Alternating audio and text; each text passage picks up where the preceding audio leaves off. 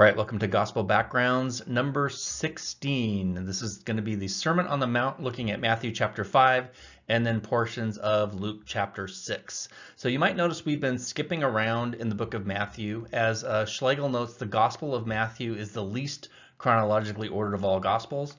And he writes that for emphasis, Matthew places the Sermon on the Mount closer to the front of his book and then has a lot of other events such as like the healing of a leper, healing of Simon Peter's mother-in-law, and healing the paralytic. He has those flowing after the Sermon on the Mount. So we're going to have to do this one in two parts. We just have a lot to get through, and let's take it away. So as always, we want to start with Acts 17:11 and our reminder to be like the Bereans who received the word with all eagerness, and they kept an open mind, but then they searched the scriptures daily to prove whether these things be so. So no more so is this relevant than with this particular passage of scripture. So the Sermon on the Mount has a lot of different interpretations depending on whatever the commentator's personal background is, or maybe the personal bias is.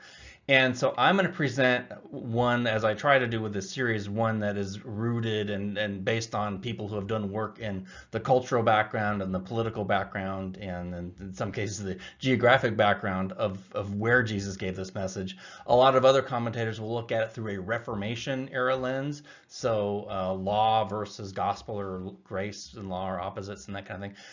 It's not to say that they're necessarily wrong, but I just want to present you an alternative viewpoint and let you make your own decision.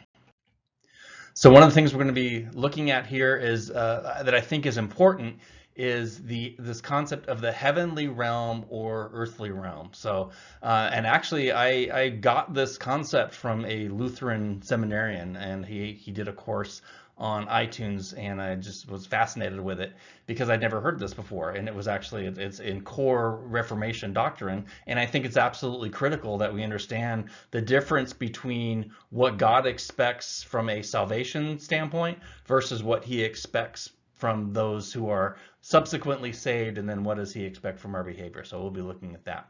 Take a little bit of a look at the geography. This area where he gave this sermon is absolutely gorgeous, right above the Sea of Galilee with great views, so we'll have some pictures there.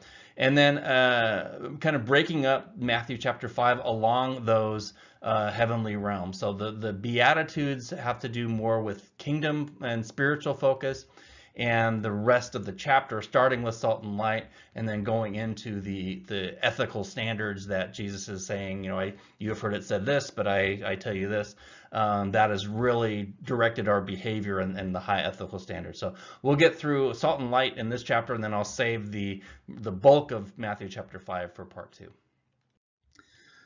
All right, the two kinds of righteousness. I picked this up many years ago from a seminary professor in St. Louis.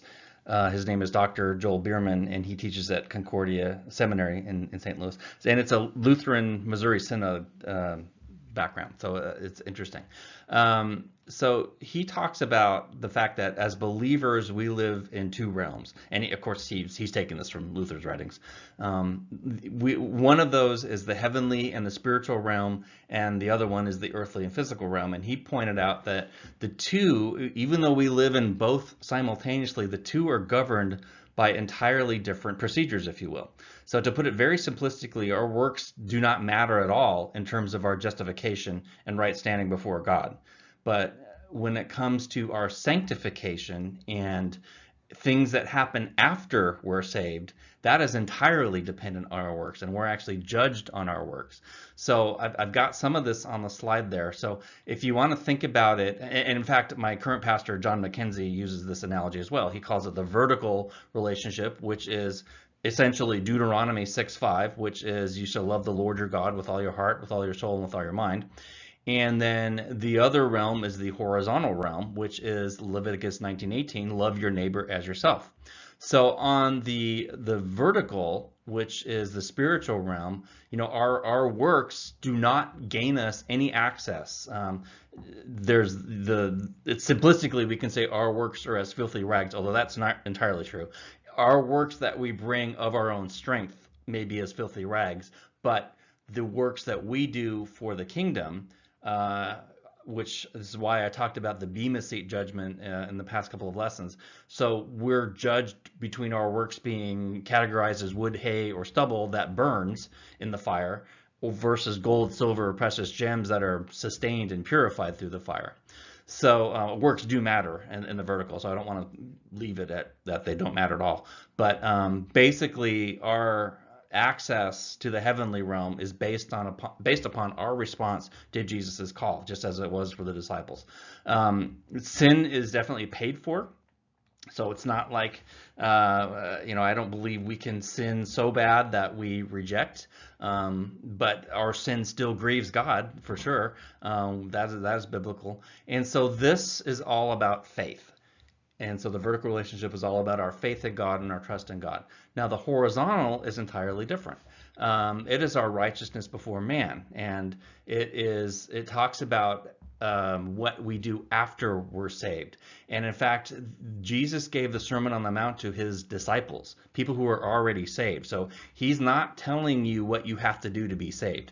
He's telling you what he expects in terms of righteous living and works. So this is where the law comes in. So the law really doesn't have a place in the vertical. It has all kinds of relevance in the horizontal because this is where our works matter.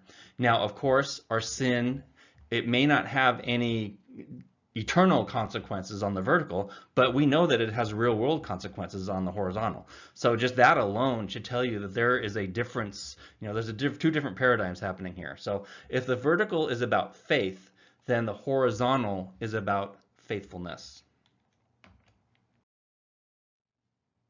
All right, so where did this take place?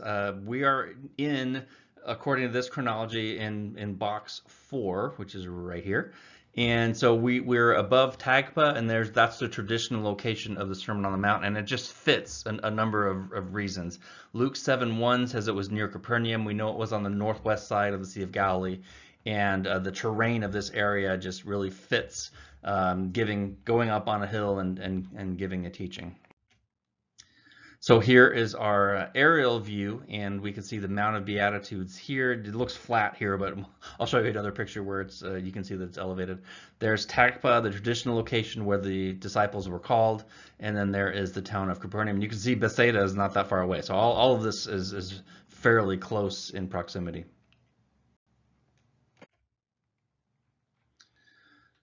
Here is the location of the modern church, and when we go there, it's really not hard to imagine ourselves being part of that big crowd that could have been listening to Jesus that day. So makes me think maybe we need to do church outside more often, because Jesus used a lot of geographic and agricultural references, and just you could imagine him pointing to different things around the region from this viewpoint. And then so we talked about a city on a hill. There's actually a Roman city that was not that far away that probably could have been seen at night and that kind of thing. So this Todd Bolin notes that the spacious hillside provides enough room for crowds to gather. When the Pope was preparing to visit in March of 2000, they were preparing for 100,000 Catholics to observe Mass here. It ended up raining, so fewer came, but definitely this region, especially if you can imagine it without this, the modern trees and modern agriculture there, it would hold a lot of people. Here's another view. It's a little bit harder to see, but you can see the modern church right there, and then the hillside. So it's not hard to imagine large crowds gathered and then all the way to the shoreline. They could probably see him. I don't know if they could hear him that well. So in Luke's chronology, we have the choosing of the 12 apostles, and then we have the Sermon on the Mount. And Dr. Schlegel notes that they're related to each other. The 12 apostles represent the number of the sons of Jacob, the original 12 tribes of Israel. In fact, the scripture later says that the 12 apostles will be judge over the 12 tribes. The Sermon on the Mount is a parallel to the giving of the law to the 12 tribes at Sinai by Moses. So there is a direct connection there of a mountain, and then here is Jesus expounding on the law. So with his new apostles, Jesus took them up to a mountain, and he then claimed to fulfill the law and the prophets. Again, just a direct tie back to the time of Moses. He also claimed ultimate authority for interpreting the law.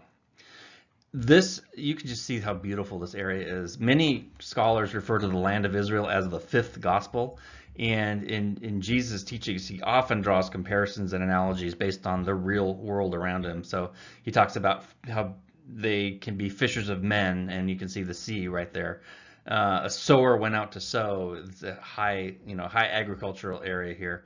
The Roman town of Hippos is in this area, and that was that light. The city on a hill. It was noted for being lit up at night by torches. So you just see Jesus using the world around him to communicate these great truths. All right, let's get into the text.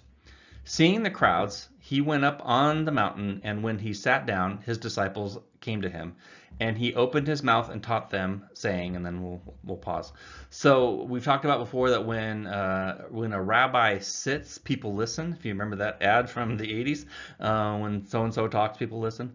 So it's really just like someone stepping up to a podium today, although the custom in that day was when the rabbi sat down, that means it was time to be quiet and open your notebooks, kind of thing. It was very common, and is still to this day, for a rabbi to teach his disciples about interpretation and application of the Torah, and that's exactly what Jesus is about to do here. And so note that his primary audience are his disciples. So that could be key when we get a little nervous when we're reading the end of the chapter and we're thinking, man, I can never measure up. This is what I need to be saved. I can't do it. Well, remember, these disciples are already saved. So that point of justification has already happened, and now he's talking about how he wants them to live as followers of Jesus.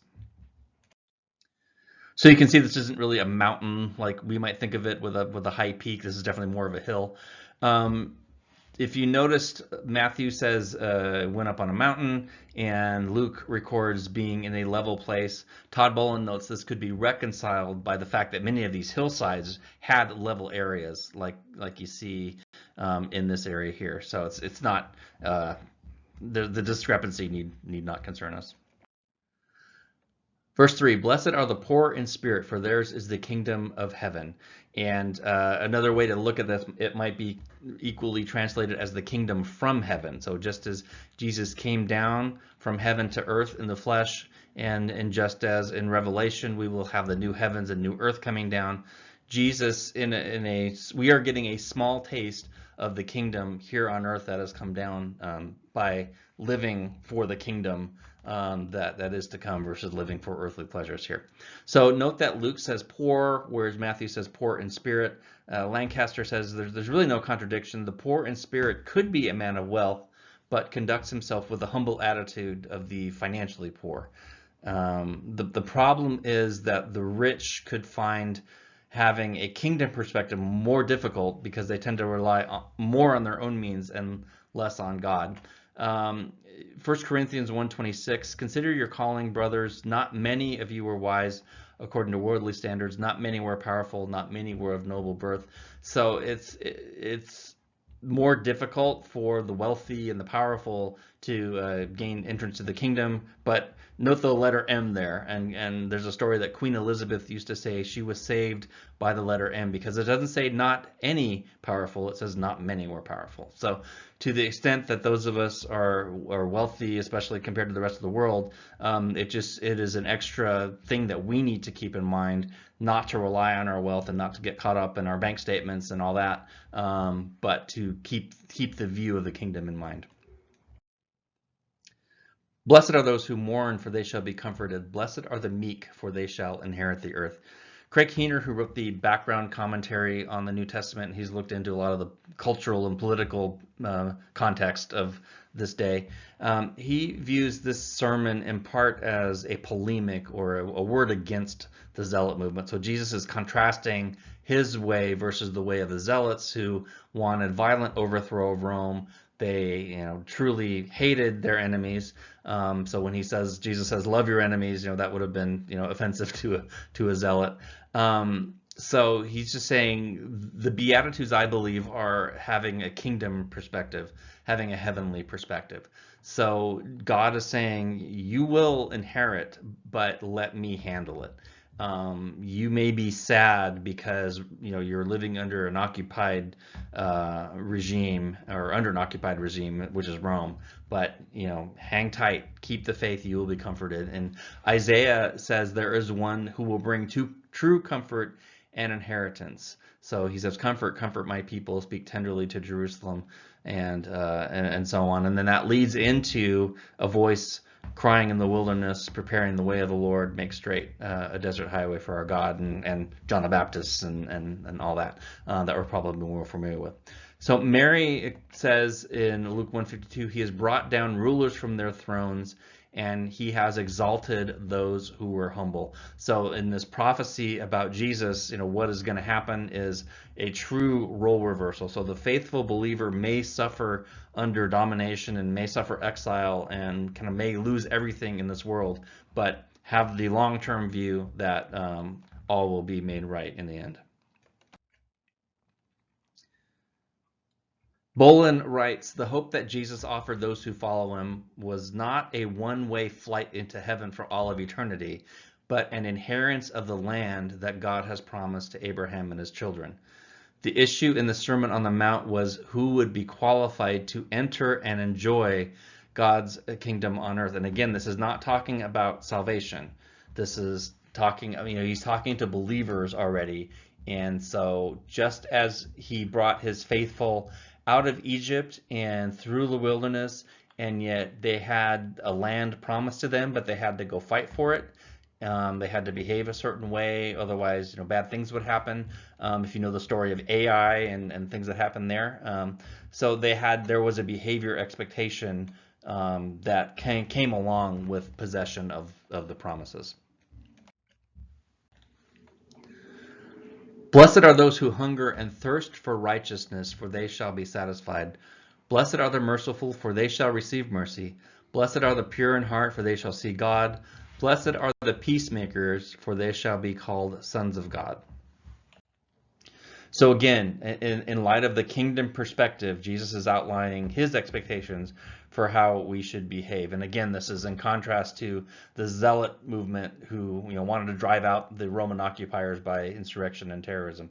Jesus says he will fix everything. It just won't be on our timeline. It'll be on his. Again, there's a continuation of Mary's prophecy. He has filled the hungry with good things and sent the rich away empty-handed.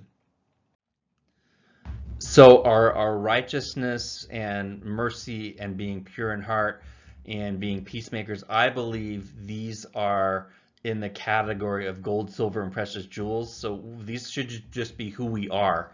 Not that we're trying to get rewards later, but as disciples of Jesus, these are the expectations of how we are to behave. And then probably without our even realizing it, we'll stand before him one day, and he may point out certain things that we weren't even thinking about, doing it necessarily for the kingdom, but they were immensely positive and had impacts that we may not even know about. So again, this high level of behavior that Jesus wants from us.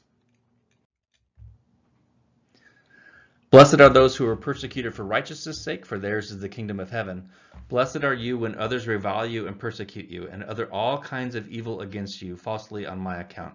Rejoice and be glad, for your reward is great in heaven, for so they persecuted the prophets who were before you.